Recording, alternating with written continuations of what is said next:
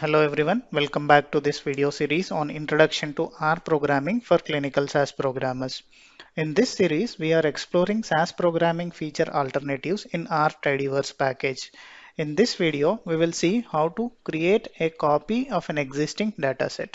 So we'll first see how do we do it in SAS. So how do we do it in SAS? We can make use of data step to create a copy of an existing dataset. So for that, we need to specify the name of the new dataset on the data statement. So, and then we need to specify the name of the existing dataset on the set statement here. So we are creating a new dataset named new underscore class by reading the existing dataset class using a data step here. So how do we do this in R? So the syntax is very simple here.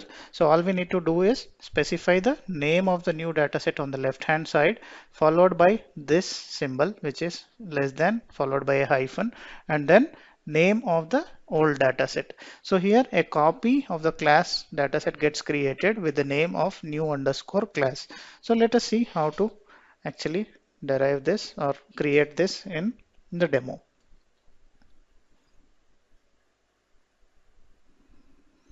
So now we'll jump into the demo.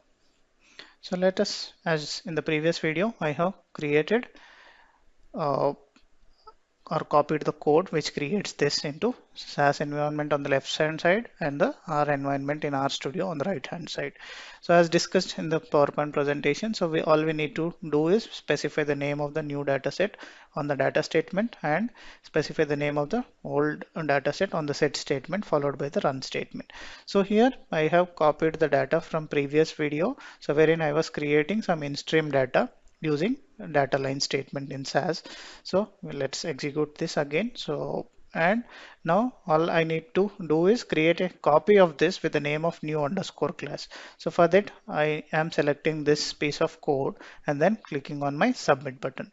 So let me examine my log and to see if there are any issues. So there seems to be no issues. So now we'll go back and see how the dataset looks like.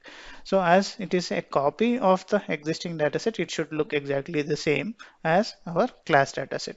So same as 3 observations and 5 variables in the old data, and also under the new underscore class also we have same case. Now let us see how this works in R. So I am selecting this line of code and then selecting or clicking on the run button here on the top right. So now what happened here is, so a new dataset called new underscore class is created.